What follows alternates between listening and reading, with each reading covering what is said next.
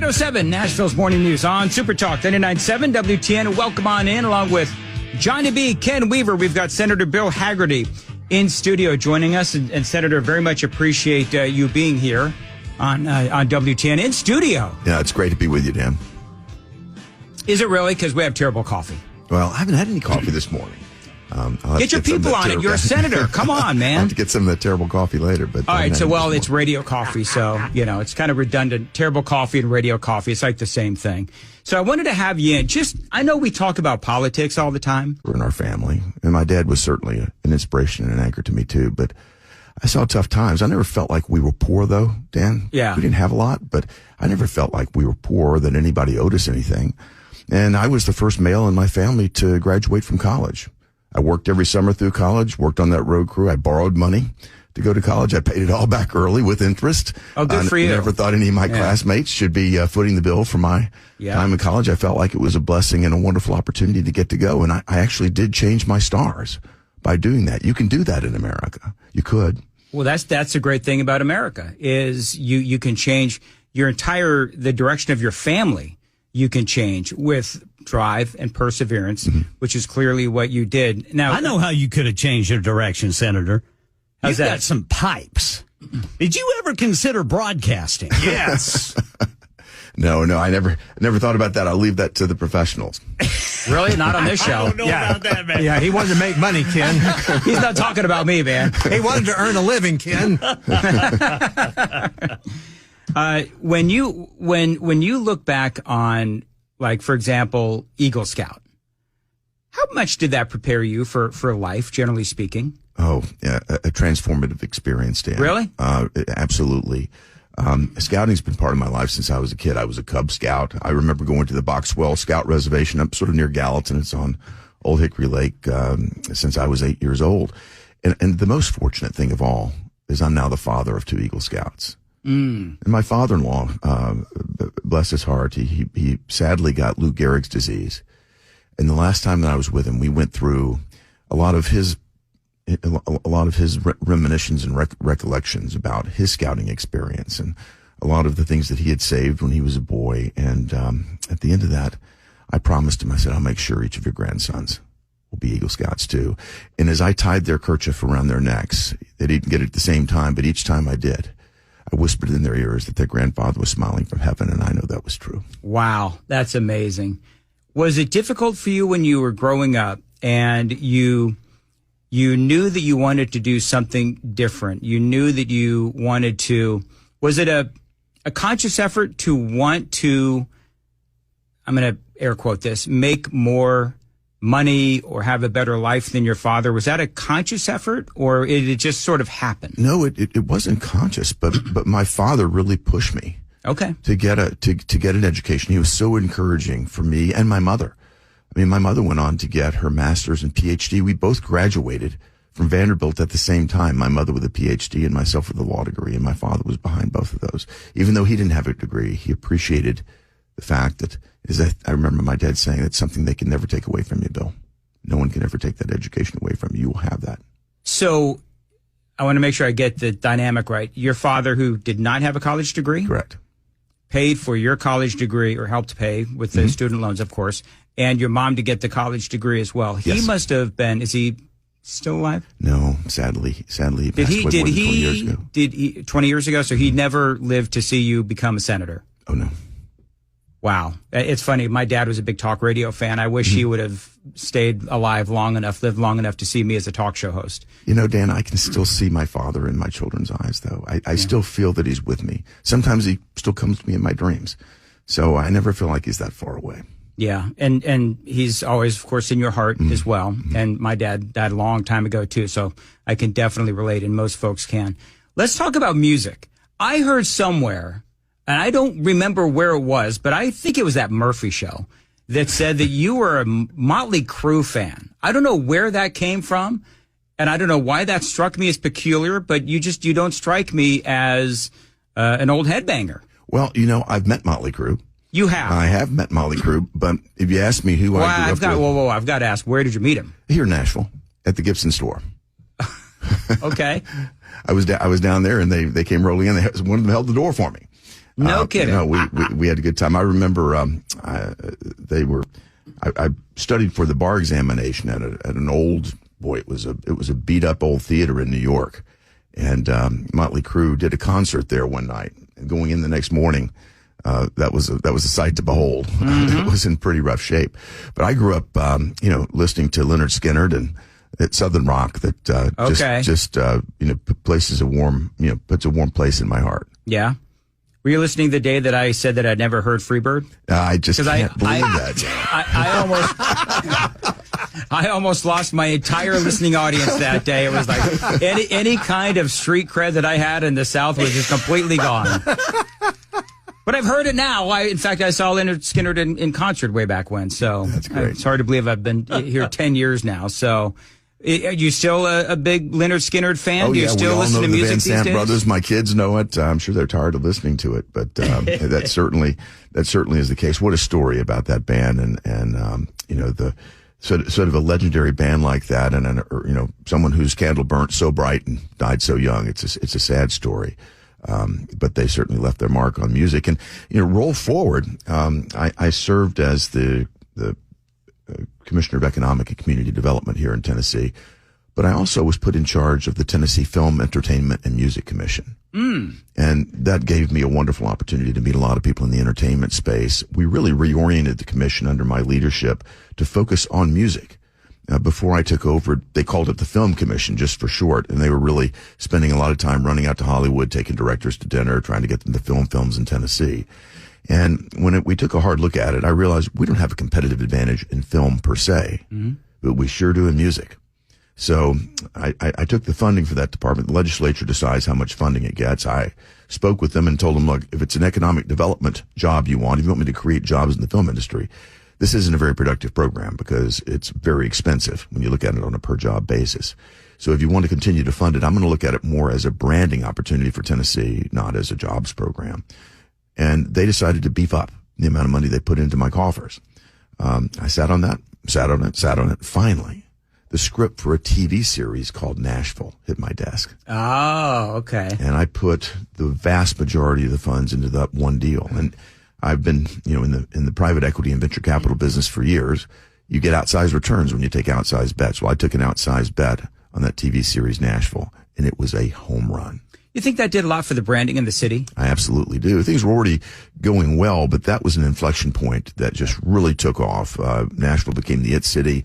You're right, on a Southwest flight, there's a guy speaking in a German accent with a cowboy hat on telling you that Deacon is his favorite actor, and he's headed out to the Bluebird Cafe. Yeah, I was in Denver at the time when I started watching Nashville, and I was up for this job, and I was like, holy mackerel, that's a great city. And of course, here I am. Senator Bill Hagerty is joining us, and we've got a lot to talk about. And let's talk very quickly about what is going on in Washington, D.C., but just from a crime standpoint, because there are so many things that are going on in D.C., just from a how in the world do you live here standpoint, that when you're going back and forth, bouncing back and forth between D.C. and Washington, D.C., I should say D.C. and Tennessee, it's got to be refreshing to come back. Oh, it absolutely is refreshing. One, my family's here. Yeah. So I definitely want to spend time with them. We've got young children, teenagers that I want to be with, of course. But also, it's refreshing to be home where things actually work. Washington, D.C. is really experiencing a lot of problems. In fact, one of the things that the District of Columbia, their city council tried to do was actually lower the penalties, Dan, for major felonies like carjacking, property theft, even murder. It was their bright idea to do that last year, and this is in the wake of a crime wave that's going on in Washington, D.C. I don't know why they decided that it was important for them to show their woke credentials to the rest of the world. The mayor tried to block it. She couldn't. The city council overrode her. And I'm responsible. I'm on the Appropriations Committee. I'm the ranking member. That means the senior Republican on the Appropriations Committee for the subcommittee that has responsibility for the District of Columbia. Remember, this is the federal District of Columbia. And so we put together something called a resolution of disapproval. I brought it to the floor. Everyone kept saying to me, This is stomping on D.C.'s rights. My view was if D.C. is this irresponsible, they shouldn't have the type of rights they claim. President Biden promised to veto Hagerty's legislation were it to pass. The way things happen in Washington, Dan, things move more rapidly in the House than they do in the Senate. My legislation actually went to the floor of the House first. We had 171 Democrats vote against that, thinking that the White House is going to veto it. But I had more than 40 Democrats and all the Republicans vote with me. In fact, one of the Democrats was mugged that morning in her apartment on the way over to the Capitol. I don't know what her original plan was, whether she was going to vote with me or not, but by golly, after she got mugged, she was with me and she voted for my resolution. The media kept coming to me saying, well, you're just tilting against windmills. Joe Biden is going to veto this. And I kept telling them, look, this defund the police movement is not working for the Democrats. They ought to poll it. Mm-hmm. You know what? They did poll it. The White House decided the day before I brought it to the floor of the Senate that they weren't going to veto it. You know what? I got over 80 senators to support the bill. We absolutely passed it. It's funny. I was down on the floor of the Senate. I'd just given the statistics for the number of carjackings, murders, and property thefts in D.C. And while I was on the floor of the Senate bringing my bill forward, a carjacking took place right outside by Union Station where they had brought a group of paid protesters to protest me over this bill. I don't know what people have time in the middle of the day to do this, but these protesters are out there protesting me. And as they're protesting, a carjacking takes place right there. The police chase the perpetrator through the crowd. It's all caught on camera. And I had to stand on the floor of the Senate and adjust the number that I just put to raise it by one more carjacking. Wow. So you think about the ridiculous posture that D.C. found itself in. And they were very upset that I, quote, stomped on them. But I promise you, the District of Columbia does not deserve self-regulation and self-governance if they're going to behave that way. And I want the people from Tennessee to feel safe when they come to visit me, their senator. Yeah.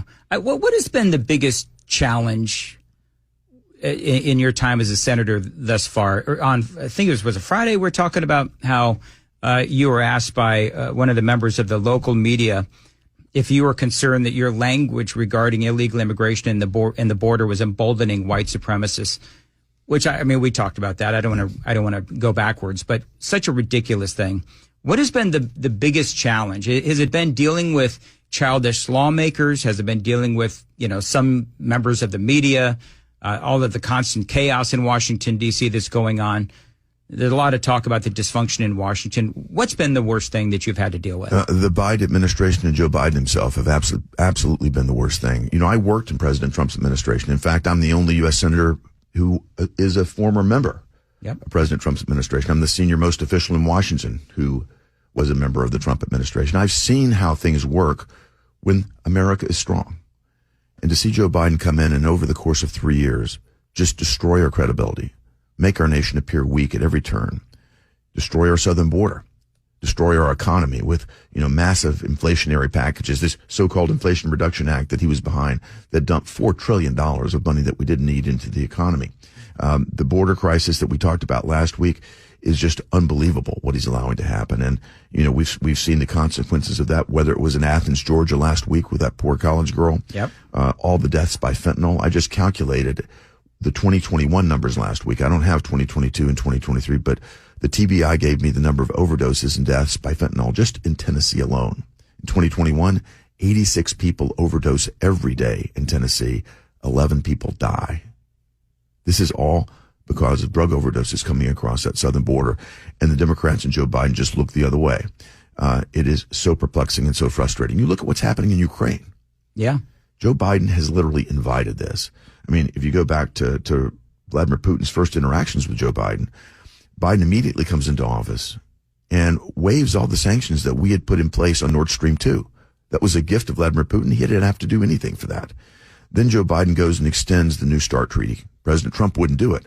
The New START treaty basically dictates the terms under which we're going to manage our nuclear arsenals. It encompasses 92% of the U.S. nuclear arsenal, only about 50% of Russia's. Why would anybody sign that deal until it's reciprocal, until it matched? Trump wasn't going to do it. Biden comes in and signs it for a five-year extension, no changes. Putin couldn't sign it fast enough. And then he allows Putin's hackers to hit the Colonial Pipeline right here. Yeah. We all remember this. Russian hackers attacked the Colonial Pipeline. The consequence was zero. In fact, the next communication that Joe Biden has with Vladimir Putin is to show him a list of 16 critical industries and beg him not to touch those. That is an embarrassment, Dan. And then after Afghanistan, our nation was embarrassed like we've never seen it in our lifetimes. And what we saw after Afghanistan was a buildup of Russian troops on the Ukrainian border like we'd never seen before. You could tell what was going to happen. I went to the Biden administration first privately back in January, I guess late December 21, early January 2022, and said, you must impose sanctions on Russia now. Show them that this will be different than it was in 2014 when Putin came in and took Crimea under the Obama-Biden administration. No, it'll be too escalatory, they said. They don't want to be blamed for something that might get out of hand. I said, look, you can tell where this is going. Stop it now. Yeah. I went public and said, impose sanctions now. They still wouldn't do it. Putin invades Ukraine. I think a lot of people forget, Dan, Plan A of the Biden administration was a phone call from Joe Biden to Vladimir Zelensky offering to fly him home. Mm-hmm. The Biden administration's Plan A was to cede the entirety of Ukraine to Russia and fly Zelensky out. But you know what? Zelensky said something that inspired all of the world, America and people all over the world, saying, I don't need a flight home. I need support. Joe Biden was silent at that point. What they did is they waited until the Russian leader, Olaf Scholz, stepped up and said, well, maybe we should support Ukraine. People here in America were saying it. They must have polled it and then decided we better put Joe Biden in front of this. So they cooked up a plan. I think it was a $44 billion package that I never saw, all cooked up behind closed doors. They said over half of it will be, quote, humanitarian assistance. I said, can you show me a plan that's going to help Ukraine win early on? Because a smaller player like Ukraine's got to have an early and aggressive advantage if it ever hopes to, outlast a bigger player like Russia. It was basically talk to the hand. They wouldn't show me anything. I voted against the package then, and I voted against every one since then. Not because I don't want to see Ukraine win. It's because this administration has been so feckless, they will have no plan. If you think about that 40-mile-long traffic jam we saw of tanks, trucks, all that Russian equipment that was taken there, we should have given Ukraine everything they needed at that point in time to knock them out and then let Zelensky negotiate with Putin from a position of strength. But the Biden administration wouldn't do it. They would not allow escalation. So what we've seen is this turn into a war of attrition that Ukraine can't possibly win. And you can thank Joe Biden for that. And the funding package that's in front of us right now is just aimed to get Joe Biden through the November election. He doesn't care about the people of Ukraine. He cares about his own politics. How disappointing, and maybe that's the wrong word to use, but has it been disappointing, your experience thus far as a senator? Well, it's been disappointing to see the Biden administration do as they have done. But as frustrated as I may be when I go to bed at night, Dan, I wake up every morning thanking God that I have the energy and the capacity to stand there and fight this. Because if it weren't for people like me, think how much worse it could be. Mm-hmm. What's next for you? Well, I hope that in November we see a massive change in Washington, a new person occupying the White House and the Senate in the control of Republicans. I think that will be a transformative difference for America. It's got to happen. I was with President Trump last week while he was here in Nashville, and I saw the desire in people's faces to get the America that we love and know back. And if you think about what's happening to President Trump just himself, the persecution that's taking place there, I don't think anybody's ever seen that happen in America. Someone asked me literally last night, have you ever seen this happen before? And I said, not in this country. We've seen it in other countries. What was President Trump's, last question here, what was President Trump's demeanor like when you saw him in Nashville? I thought, and I'm a supporter of Trump, I thought that he seemed a little, the term I used is beleaguered. He seemed just a little tired and frustrated. Well, I don't doubt that he's tired. He's traveling all over the country. Yeah. You may know that event started about 2 hours late. His flight was late coming in. It was rough weather. I was with him 2 weekends before down in Mar-a-Lago. We met him at 7:30. My wife and I met him at 7:30.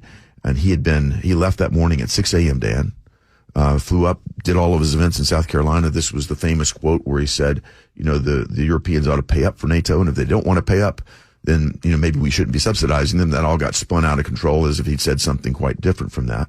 But he came walking in at 7:30, still had his red tie on. And I think if Joe Biden had a day like that, they'd have him on a gurney. Yeah. They would. Well, Senator, thank you very much for joining us. And you've got a long day ahead of you and flying and so forth. Thank you for coming down. It's been a lot of fun, and I hope to see you again soon. Thank you, Dan. Great to be with you.